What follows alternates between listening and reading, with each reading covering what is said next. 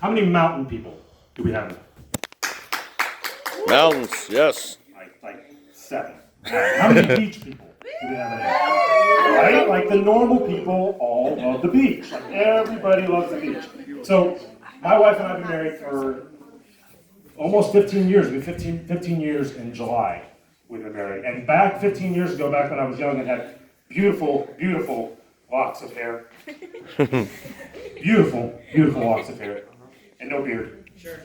Shut up. We took our honeymoon.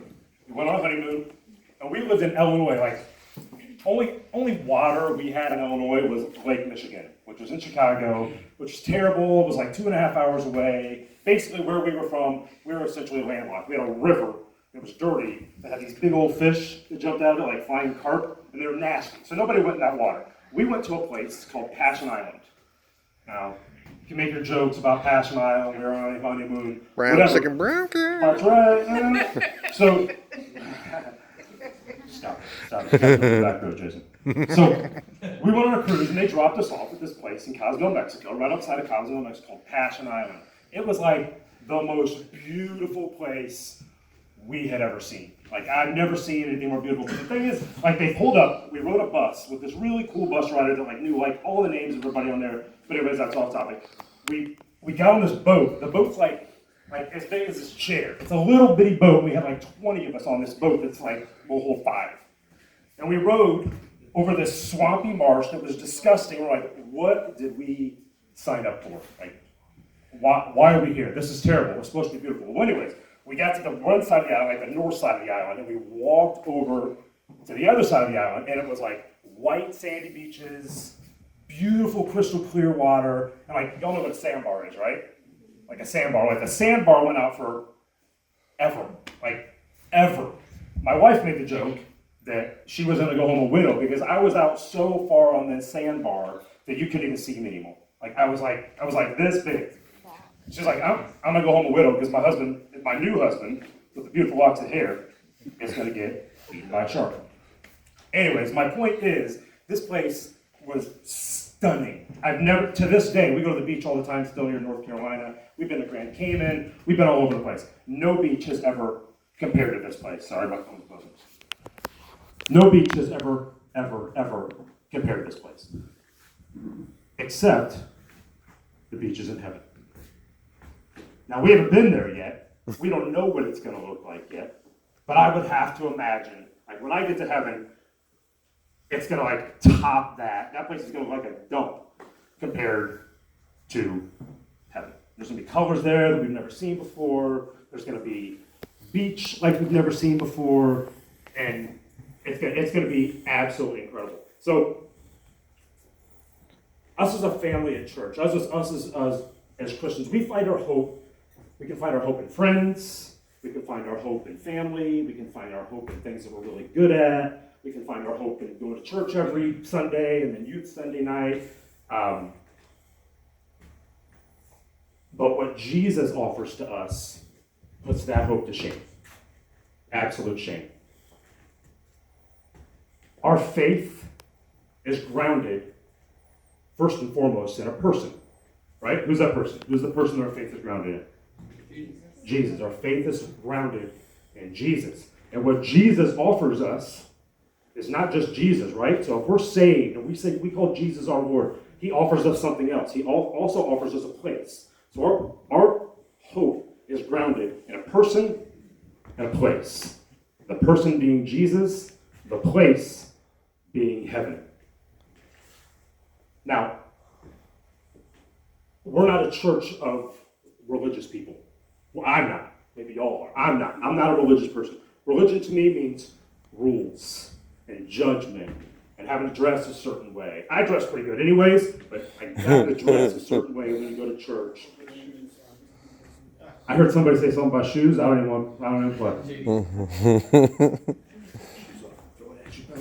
So, get me off topic, JD. So, we're built on a relationship. Our faith is built on a relationship with Christ, right?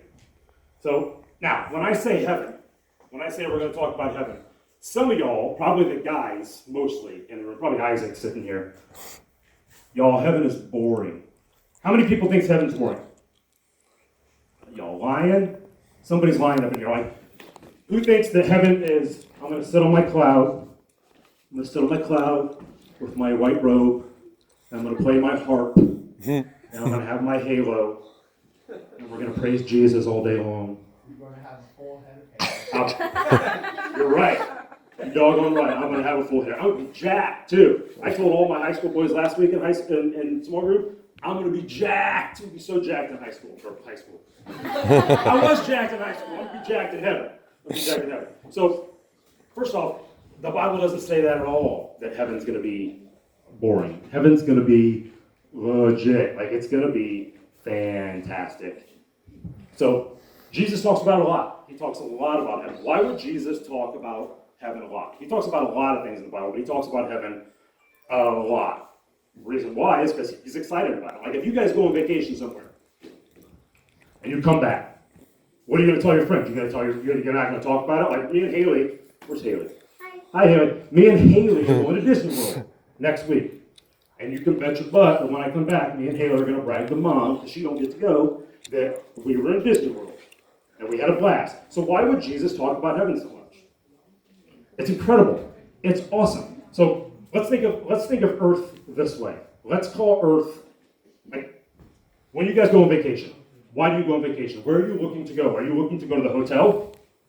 Or are you looking to go to wherever that destination is? The hotel just happens to be where vacation is. So when you get to the hotel, what do? You unpack all your bags, or do you keep all your bags packed? Yeah. Throw the bags into the corner. Keep them all packed. You keep them all? Depending on how long you're going to stay, you probably keep your bags packed in the hotel. That's where you keep all your stuff. Like, all your stuff's in the hotel, but the real reason you're there is to go to your ultimate destination. Go to Disney World, or go to Passion Island, or go on your cruise, or go wherever it is that you're planning on going. Earth is our hotel. It's not our home. It's just where we keep our crap. Our stuff is here. This is just where we keep our crap. This place is temporary, but it's not our ultimate destination. Like I said, we don't unpack our bags and put them in the drawers most of the time when you're going to a hotel. We have our bags unpacked here. All of our stuff is here, but when we're dead and we're gone, all of our stuff stays here. We don't take it with us. This is just a holding place for all of our stuff. Now, we all like stuff. Like, everybody likes stuff. I like my Toms. JD doesn't. I don't care. JD, I'm going to buy you a pair of Toms. You're going to wear them next week. What? What'd you say? Sorry, you're a small group in the way, aren't you? All right, so 5 points.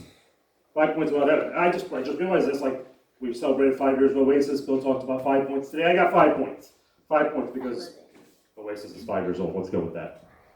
So, first point about heaven. It's new. Everybody say it with me. It's new.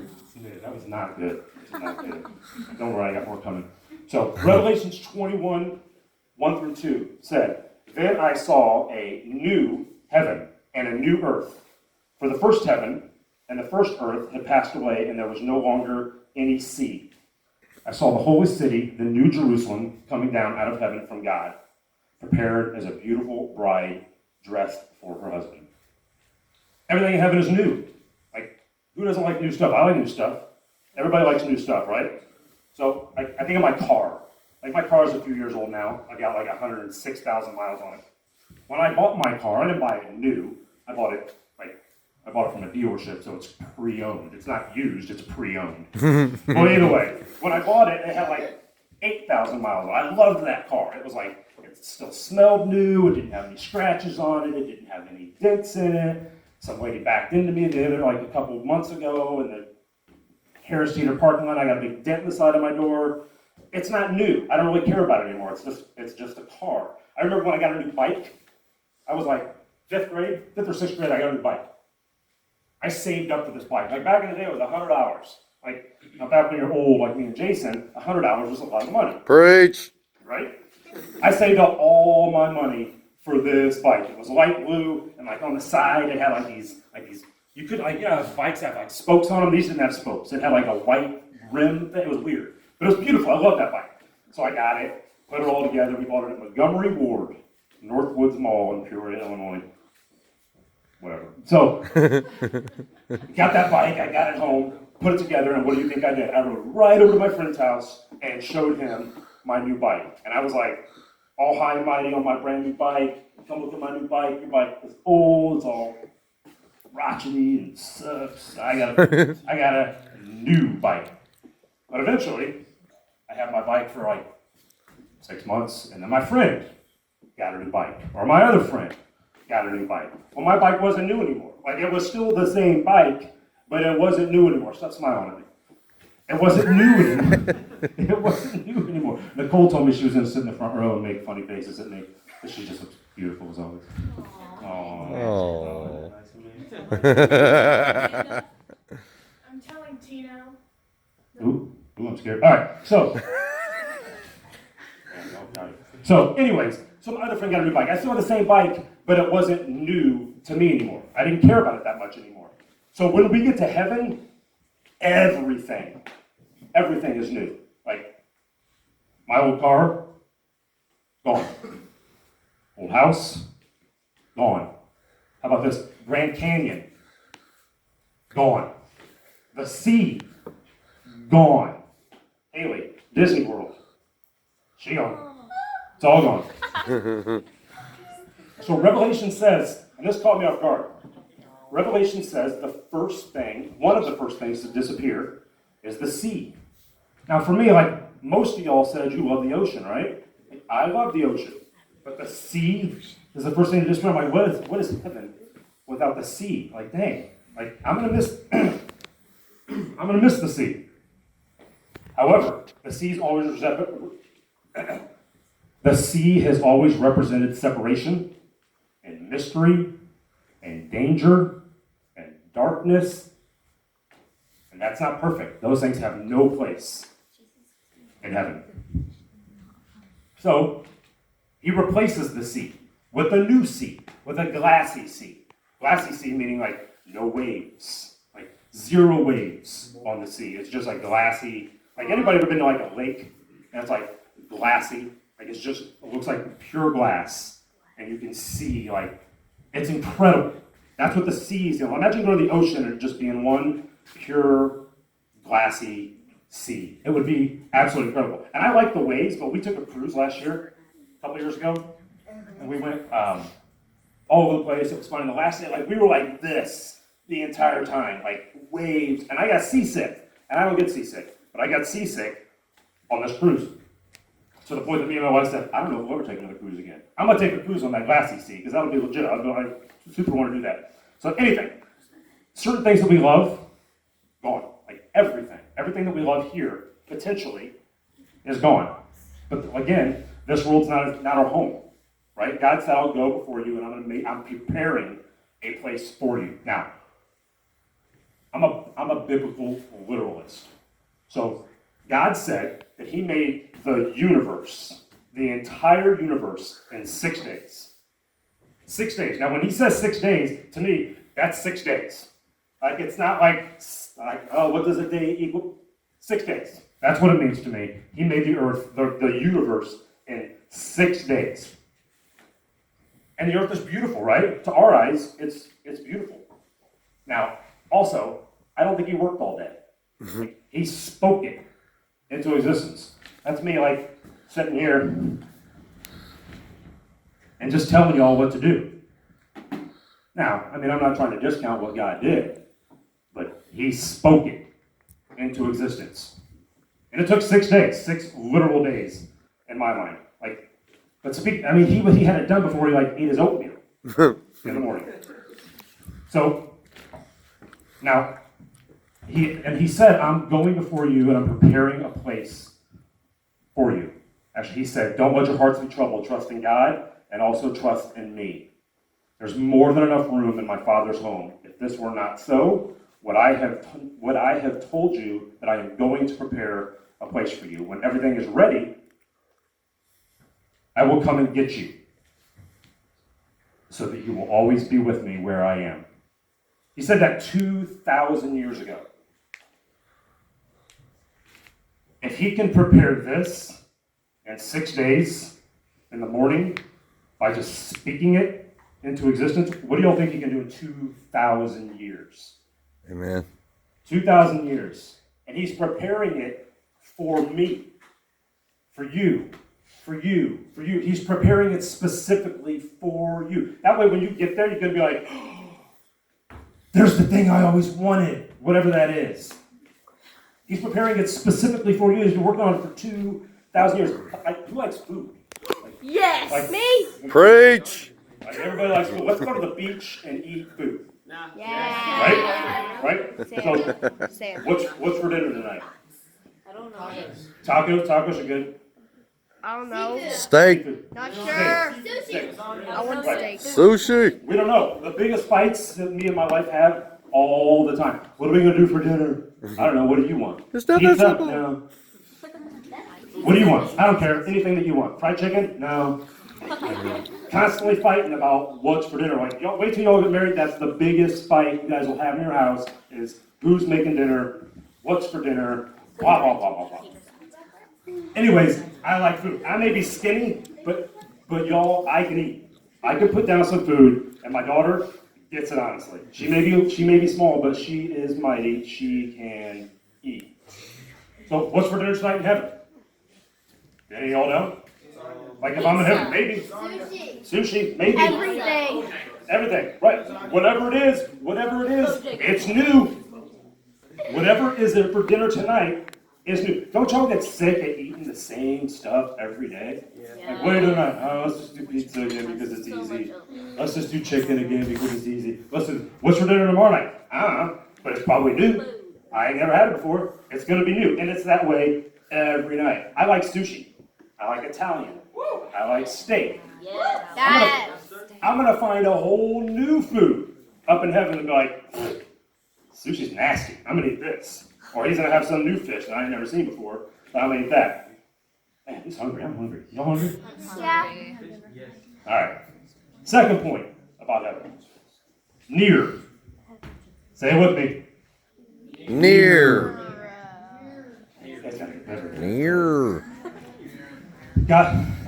God is near in heaven. He is near us in heaven. Who has ever felt distant from God?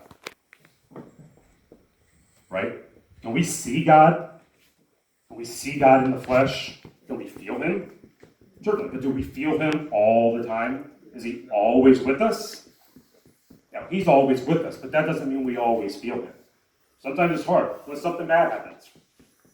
When a friend dies, or a parent gets sick, or another school shooting happens, or you lose a pet. God certainly doesn't feel near in those moments. He doesn't feel near at all. I've reached out, I've said to God many times in my life, where are you? Why are you allowing this to happen? Why would you do this to me? Why?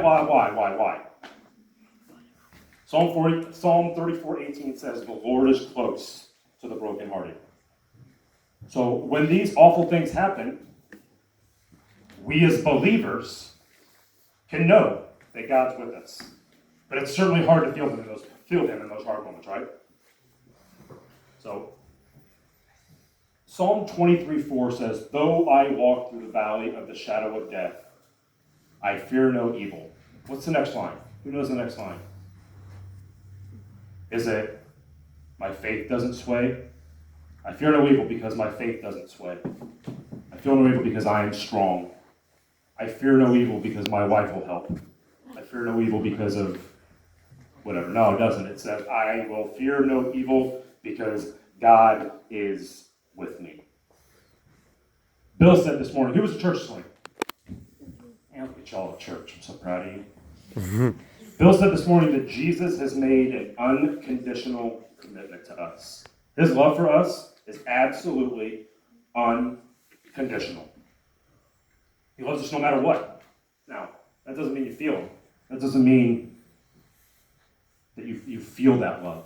Like, who gets in fights with their friends or their parents or whatever the case may be? You know they love you. You know they know you love them, but it certainly doesn't feel like that all the time. It can be the same exact thing with God. Now, Amanda talked a couple weeks ago about a friend of ours from Illinois that passed away. Her name was Kennedy. She died really, really young. Kennedy knew that God was with her, and he was protecting her. And in that moment, when Kennedy passed away, I was mad. I was really, really angry with God. Because I'm like, why? Why would you do that? Why would you take a 19-year-old? Why would you do that? I don't understand. She was on fire for you. She loved you. Why would you do that? And I was really, really angry with God. But then I rested with that for a while. And I heard some stories that I won't go into, that Amanda talked about a lot a couple weeks ago. But I heard some stories.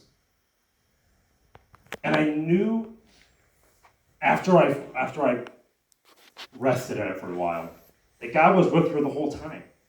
Even when she passed, God was there. Now that doesn't mean that it wasn't hard.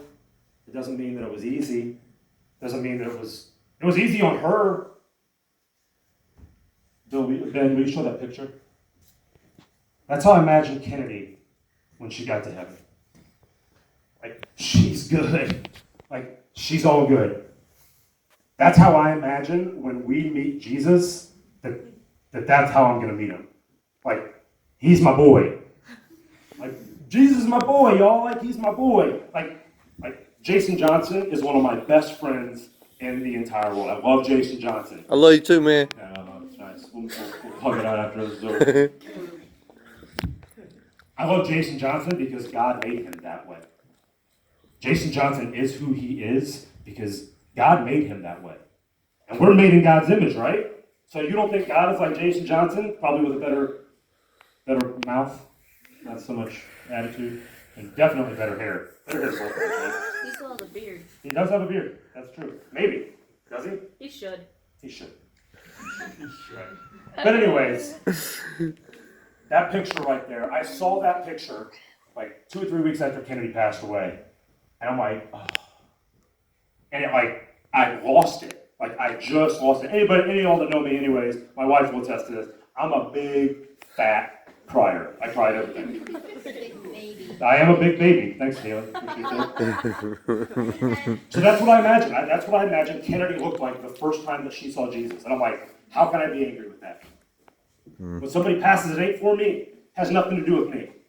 For whatever reason, she's now in heaven. And she's happy. Like, she's good. Revelations 21:3 says, "And I heard a loud voice from the throne saying, 'Look, God's dwelling is now among the people, and he will dwell with them. They will be his people, and God himself will be with them and be their God.'" First off, heaven's going to be loud. Like, who likes loud music? Greg, you were really loud today. Like, it was awesome. Woo! No. It was. Like, y'all, like, I love our worship team.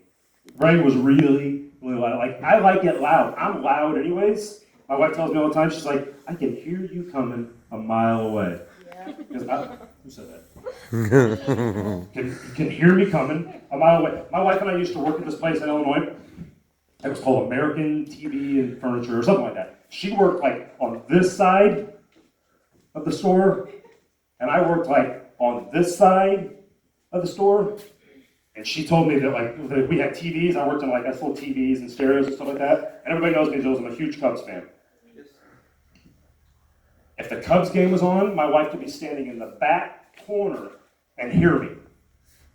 I'm loud. I'm just loud. Get used to it, because that's what heaven's going to be like. It ain't soft. It ain't boring. The worship is off the hook. It's going to be like a concert all the time. And I know everybody here likes concerts. So, Who said that? who said what? That was not Who don't like concerts? You don't like concerts, Jesse? How? I don't. Okay, I don't. I like them. There's just so many people. Oh my gosh! All right. Well, there's a lot of people in heaven. There's a lot of people in heaven. Super unsanitary. Well, heaven's sanitary and it's loud and all the people there are awesome.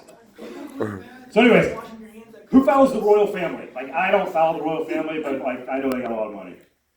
Dang, Daniel, really? You follow the royal family? I'm British. He's British. What? You've met my mom. Oh, that's true. Your mom is British. Dang, right. That's you're, whatever. Anyway, so okay, you got an excuse. You guys, because no other guys in here are allowed to follow the royal family. Anyways, didn't they get married? Like, didn't somebody, like one of the royal family people get married, like not too long ago, and they had a kid? I think they have a kid now, right? No. No? On the way. She's pregnant. She's pregnant. That kid's gonna be loaded. She's going to the hospital? Megan. I don't know what that is. Went to hospital. She went to the hospital. All right. Anyway, I looked it up yesterday. That family, the royal family, is worth $88 billion. With a B. $88 billion. Now, if the royal family called you up and like, hey, Rachel Godwin, you want to come live with us? This is the royal family. This is whoever it is from the royal family. You want to come live with us? We want to adopt you. You can drive our cars, spend our money, live in our awesome house. You do that. Every one of us would do that. I'd do that. I got to take my wife and my family. We live in our own little mansion back in the back. I'll take $1 billion. You can keep the other 87. Well, I got news for you. We are royalty. Every one of you that calls Jesus Christ your Lord is royalty. We're all royalty.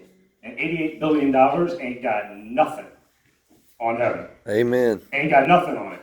Because God created all that.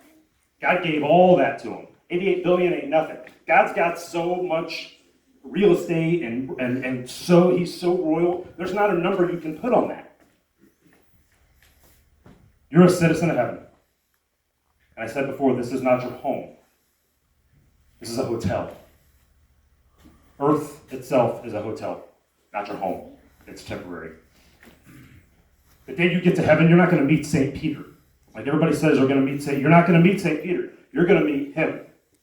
You're going to meet Jesus face to face. St. Peter's not going to come up to you with a question. If you pass this question, blah, blah, blah, blah, blah, you get in. You pass through the pearly gates. You're going to meet Jesus face to face. And he's going to come up to you and he's going to know you better than anybody else in the world. Jesus knows you better than anybody else in the world. That's why he's preparing this place for you. Because he knows you. How many have been so excited during like worship or during a message that Bill gives, or like this one? This one's really good. Like you guys are gonna walk out and be like, J Swat brought it. That's the best message I ever heard. Like that's gonna be it. Like it's fine. You can say it. I'm humble enough. It's fine. You're killing it, Jack. Yeah, thanks, brother. Like that's gonna be heaven all the time. Like any of y'all that raise your hands like during worship, that's heaven all the time. Except Jesus is here. Like, yeah, he's here, but like Jesus is gonna be like, what's up? We're gonna be worshiping together like this. We're both gonna be. Like Jesus is gonna be sitting right next to you. He's like your neighbor. He lives on the block. Speaking of Jesus being your neighbor, I'm gonna thank Greg Isons for this little joke today. But speaking of Jesus being your neighbor, you guys know that Jesus drove a Honda Accord? What? Yeah, he drove a Honda Accord. He never talked about it. That's cool. He never talked about it. But the Bible tells us that he did. And John 12:49 said, I did not speak of my own accord.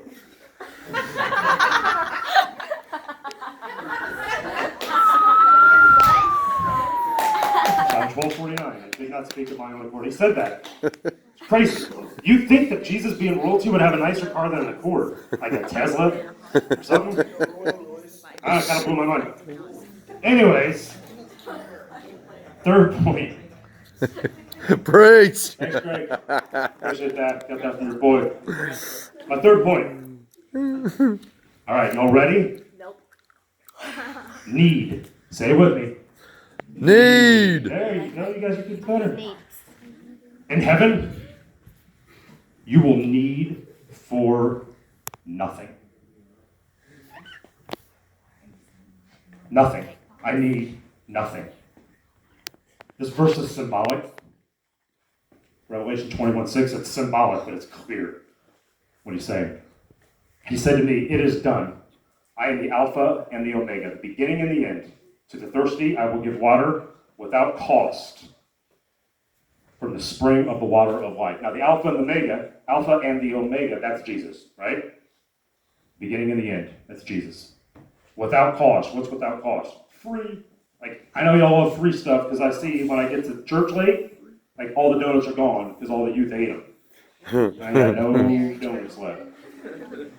And Jesus doesn't mean like water, like H2O itself. He means he's going to satisfy the spiritual needs in your life.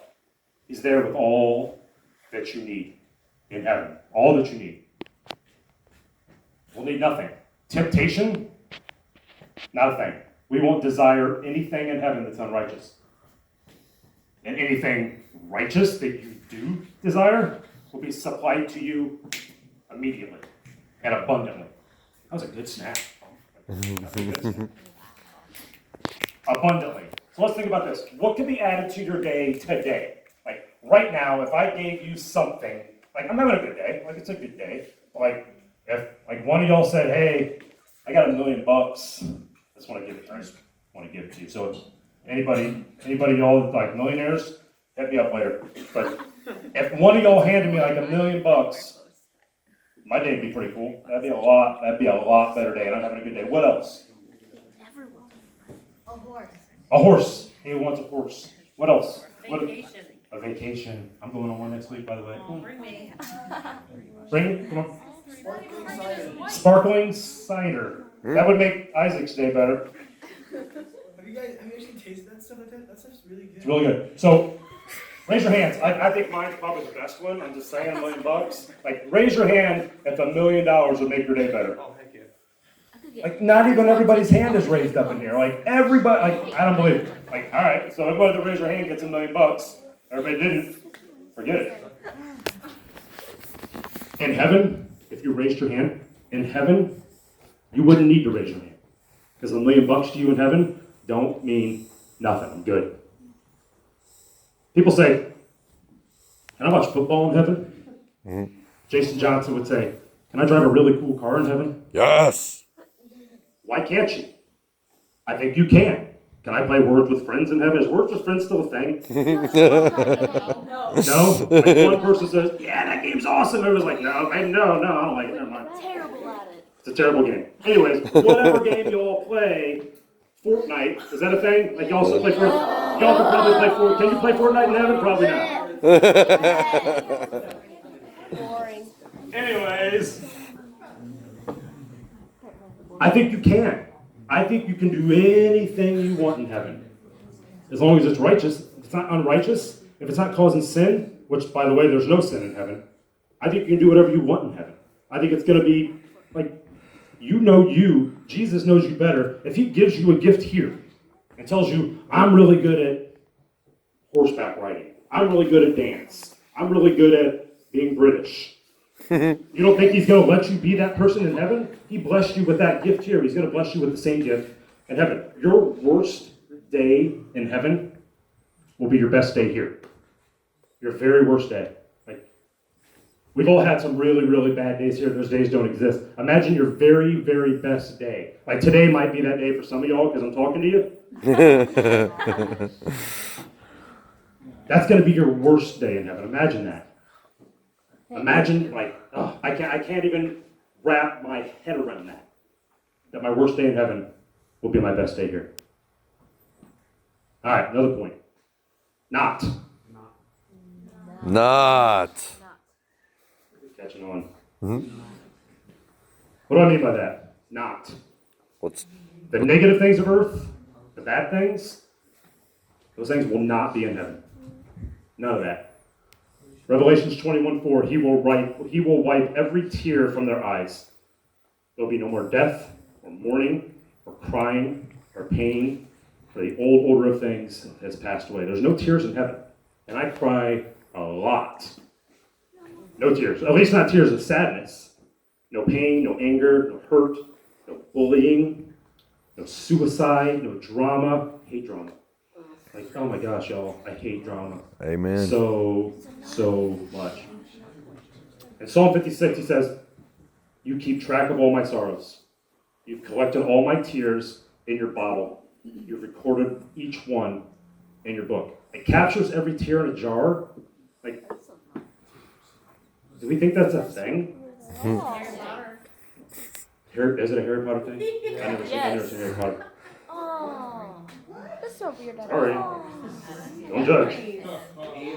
Like he will capture every tear that we have cried in a jar. Like, that's kind of nasty, but kind of cool. Like, that's kind of cool. And I cry, like I said, I cry a lot. So he's probably got like a supersized jar for me, maybe 2 jars. He probably has 2 jars for me. Aww.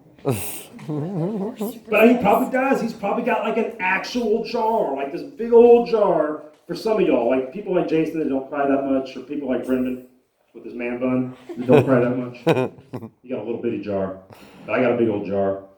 Anyways, done talking about it. How many times can I say jar? Jar? How many jars do you have? Do we have a jar? How many jars do you have in your cabinet? Jar. Like 30. Like, okay. 5? But when we get to heaven and we meet Jesus, he takes that jar and he puts the top on it. He says, done.